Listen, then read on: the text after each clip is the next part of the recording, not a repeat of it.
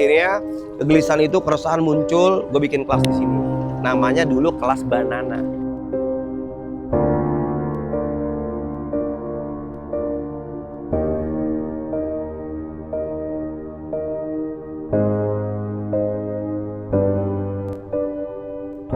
Karena pembuangan dari darat langsung jatuh ke laut gitu.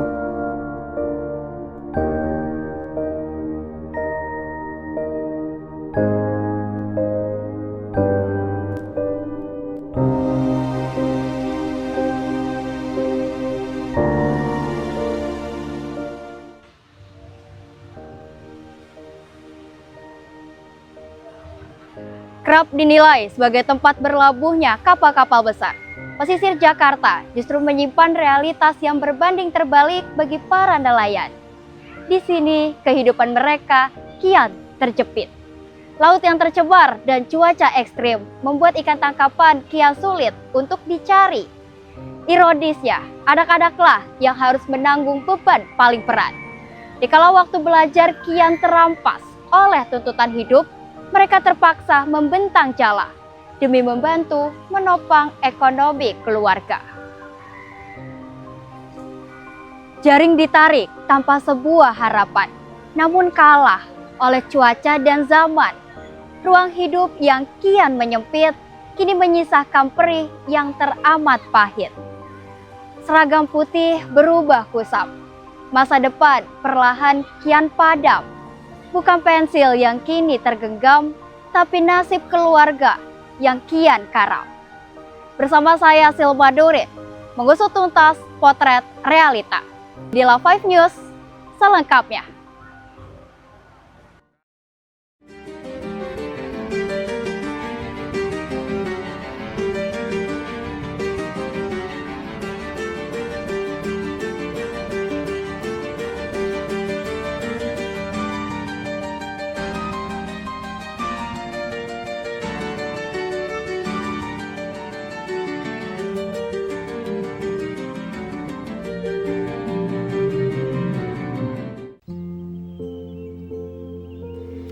Pesisir Jakarta Utara terus menata wajahnya, mencoba beradaptasi dengan ancaman perubahan iklim dan penurunan muka tanah. Infrastruktur terus dibangun, ruang-ruang publik ditata demi melindungi daratan. Namun, di balik setiap langkah modernisasi pertahanan pantai ini, ada kehidupan para nelayan tradisional yang nasib dan sumber penghidupannya kian tak menentu. Data resmi Kementerian Kelautan dan Perikanan pada Mei 2026 mencatat, nilai tukar nelayan mengalami tren penurunan yang signifikan. Biaya modal produksi dan operasional melaut melonjak hampir 1% dalam waktu singkat. Beban baru ini nyatanya tidak berbanding lurus dengan harga jual hasil tangkapan. Nelayan kecil di kawasan Kali Baru pun harus terhimpit ekonomi yang semakin mencekik. Kondisi tersebut diperparah oleh cuaca ekstrim serta maraknya penumpukan limbah dan sampah yang mencemari lautan.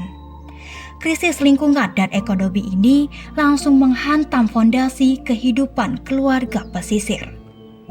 Di tengah kondisi tersebut, muncul sebuah inisiatif lokal bernama Taman Anak Pesisir. Bukan sebagai pengganti sekolah formal, tetapi sebagai ruang belajar tambahan dan pendampingan bagi anak-anak pesisir, membantu mereka mengerjakan tugas dan mendapatkan dukungan pendidikan di luar jam sekolah. Di tempat ini, belajar tak hanya membaca dan menulis, namun mereka juga sangat didukung untuk terus tumbuh, bermimpi, dan memiliki masa depan yang lebih baik. Lantas, di tengah tekanan ekonomi dan perubahan lingkungan yang terus menghimpit kehidupan masyarakat pesisir, sejauh mana Taman Anak Pesisir mampu menjadi pendamping pendidikan bagi generasi yang tumbuh antara kerasnya kehidupan laut dan keterbatasan ekonomi?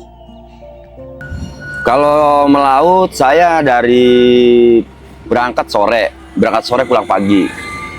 Hasil pun yang dicarikan. Kalau untuk target sih, kita namanya di laut, kita kan nggak pasti pendapatan, karena kita kerja alam. Kalau alamnya lagi bersahabat, kita bisa bekerja. Kalau nggak bersahabat, kita nggak kerja. Enggak, yang jelas kalau untuk Teluk Jakarta ini lautnya udah tercemar limbah, kita carikan susah. Kalau khusus saya pribadi gitu ya, melaut ya istilahnya nggak jauh-jauh lah, paling berapa mil lah. Masing-masing di Teluk Jakarta inilah. Wah itu nelayan yang dilukan itu masalah tentang limbah. Kebanyakan sering tekornya. Kalau untuk saya pribadi, kalau setiap pemberangkatan itu minimal 400.000. Bahan bakar, konsumsi, ya kan, kayak inti makanan, kita bawa beras, kita kan masak juga di laut. Ya kita nggak ini juga ya, kayak namanya di laut itu kadang-kala kalau lagi rezeki lagi mau, ya kita bisa nutupi itu. Kadang-kala kita draw, gitu kan. Ya kalau masalah tentang taman itu yang saya lihat sih kayak aktif lah. Aktif untuk istilahnya kayak saung untuk anak-anak nelayan itulah ya kan, pada belajar apa di situ. Yang saya lihat gitu. Kebanyakan sih kayaknya dari anak-anak nelayan. Tinggal di pesisir itulah. Kayaknya sih terbatasan ekonomi kayaknya.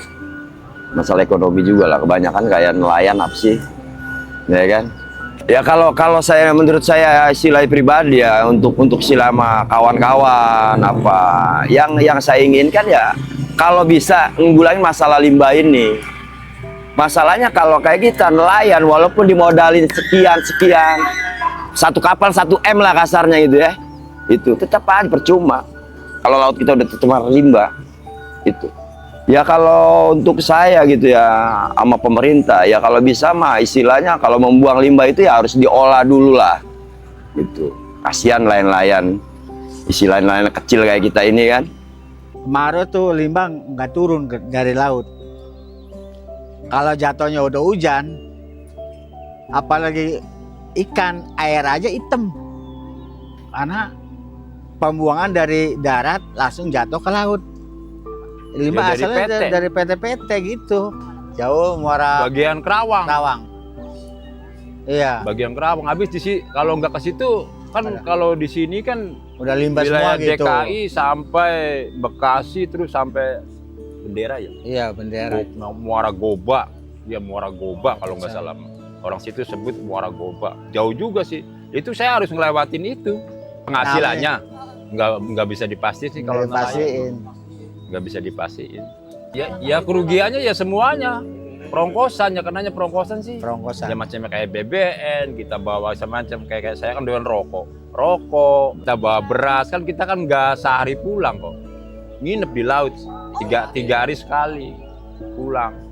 Itu dari laut dulu kita mau nyolain anak. Iya. Masih anak-anak Kesimpulannya kecil dari ya laut kan. utama yang utama. Supaya anak-anak sekolah yang kadang udah tua itu dibantu sama keluarga dari pihak dari perempuan. Anak-anak udah pada dewasa, pada sekolah, pada mapan gitu ya kan. Kerjanya jangan sampai di laut, kerjanya di darat. Udah cukup dari orang tua aja gitu. Ya utama itu sih. Kalau pemerintah bisa nanganin yang namanya limbah aja. Tapi Itu. nggak mungkin Pak. Iya, kita mah cuma nanya itu aja. Tapi nggak mungkin. Pemerintah kalau bisa nanganin itu, oke berarti. Kadang Karena lagi deh nelayan pasti subur. laut tuh udah terlalu sempit, kebanyakan bangunan. Akhirnya nelayan mau tahu di sini udah ada bangunan. Itu akhirnya mengurangi kita BBM itu mbak bensin harus banyak. Jadi kita atur lewat lurus jadi belok. Belok. Jangan Jauh-jauh belok. ini muara aja lagi dibangun semua ini. Jalan tol. Untuk jalan tol. Tidak Harus tembus Marunda. jalan tol kaki. Ya mungkin Teluk Jakarta jangan terlalu kebanyak bangunan di Ya. pesisir gitu. Untuk kita nelayan kecil gitu. Kalau dibangun semua itu nelayan kecil ini repot cari ikannya. Itu ke satu, kedua itu menjaga itu limbah doang. Kalau datang limbah itu air laut itu hitam. Kalau cuaca kita masih bisa Kalau nanganin. cuaca aja, itu apa? Kita punya perkiraan kan, ini bukan apa. cuaca namanya kan ada teduh gitu. Ada anginnya kenceng. Kalau cuaca mah ibaratnya Gitu. udah nggak inilah. Bisa di Ya memang ya setiap tahunnya harus ada cuaca begitu ya. Kita kudu sadar diri, ibaratnya jangan main lawan-lawan main aja. lawan aja kita menyandarin gitu. Aku Kaila, umur aku 11 tahun. Aku yang mau karena aku tuh pengen kayak gimana sih rasanya mancing ikan. Aku pernah ikut ngebubu juga. Nyari ikan yang kalau misalnya nanti nyelam gitu bapaknya. Gimana ya, belanjanya agak susah. Karena kayak kosong ngebubunya, terus kadang dapat kadang enggak ikannya.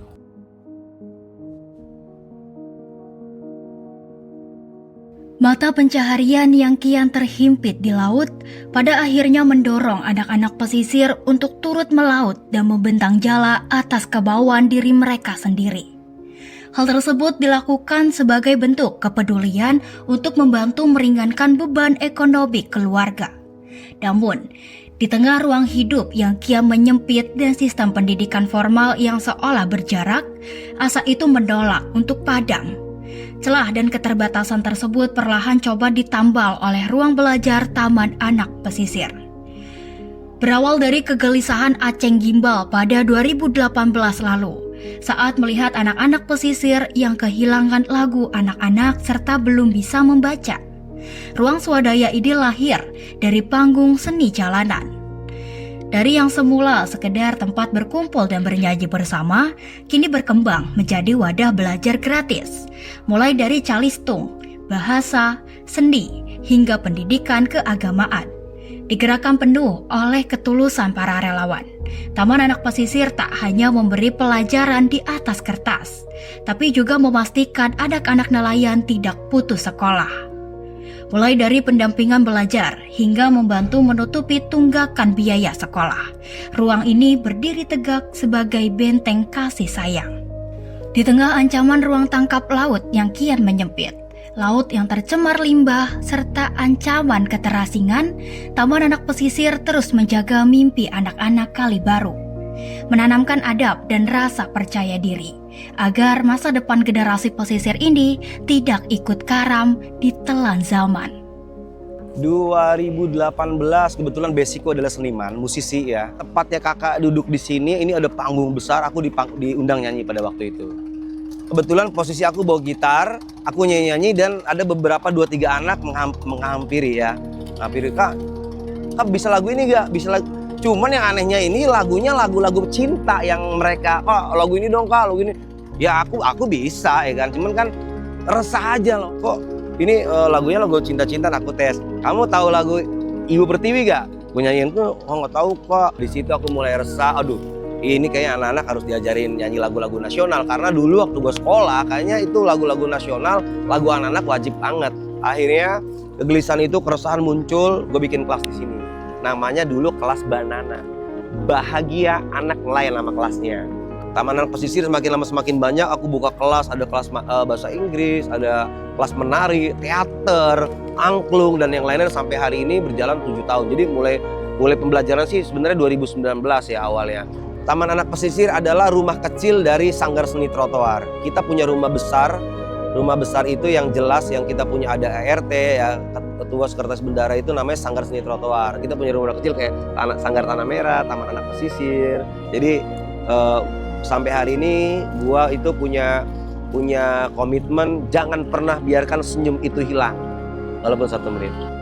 Di sini kita punya banyak relawan. Ya ini tadi ada kelas-kelas, sekarang ada kelas ngaji. Ada 3 guru ngaji yang bantuinku.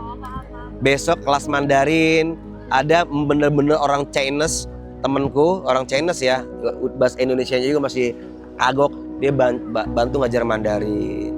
Di hari Minggu ada calistung, ada muridku juga di sini udah ngajar. Sekarang besok dia mau kuliah, tapi sebelum kuliah dia ngajar dulu di sini kayak gitu. Dan mereka semuanya relawan, saya nggak bisa bayar mereka karena saya pun nggak ada yang bayar. Jadi semuanya di sini semua kegiatanku semua semata-mata karena kita niatnya ibadah karena Allah. Biar Allah aja yang bayar. Ekonomi hari ini itu mungkin tidak baik seperti dulu. Bapak-bapak yang mereka nelayan, sekarang ruang-ruang tangkap ikan mereka semakin sempit. Kenapa ada pembangunan pancang-pancang tol, reklamasi membuat mereka akhirnya muter jauh, harus yang tadinya mungkin ke sana ambil ikan cuma 1 liter bisa jadi 5 liter solar kayak gitu-gitu kan. Terus anaknya sampai aku tanya, ada yang, kamu kenapa nggak sekolah lagi? Iya kak, aku sekolah swasta kak, nggak bisa bayar ini itu. Ya gitu kan, membuat kita jadi pilu ya. Tapi aku tidak hanya sebatas pendengar, bagaimana aku beraksi di sana. ya kan? Aku tidak punya uang, tapi aku punya banyak teman. Nelayan, seniman, pedagang itu adalah suatu pekerjaan yang memang tidak pasti nominalnya. Kalau pekerja kantoran udah jelas, sebulan UMR sekian, benar ya? Tambah uang makan sekian. Kita adalah, apalagi nelayan, kalau cuaca lagi tidak baik, mungkin dia tidak melaut, ya kan? Kalau kondisi angin lagi kenceng, namanya baratan kalau disebut di sini. Kalau kondisi lagi baratan, boro-boro buat ngelaut, kita di sini aja nggak kuat mungkin kalau lagi baratan. Ini bisa anginnya kencang banget, itu ombaknya sangat, artinya seperti itu. Pada akhirnya, pencemaran limbah lah yang menjadi akar masalah. Nelayan terpaksa melaut lebih jauh, menguras modal demi menutup mahalnya biaya operasional. Uang subsidi dari pemerintah pun akan sia-sia selama perairan mereka dibiarkan terus tercemar.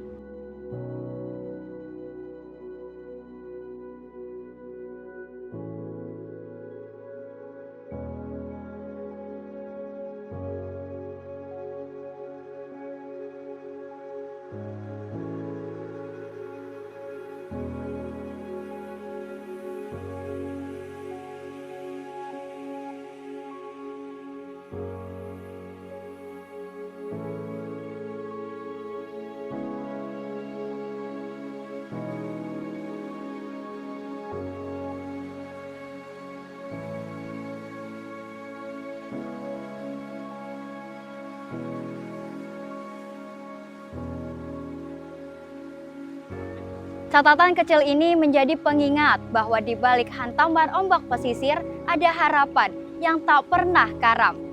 Tawa ceria anak-anak di ruang kelas swadaya menjadi bukti bahwa masa depan mereka masih sangat layak untuk terus diperjuangkan. Di balik upaya memulihkan roda ekonomi, ada mimpi anak-anak pesisir yang harus tetap hidup.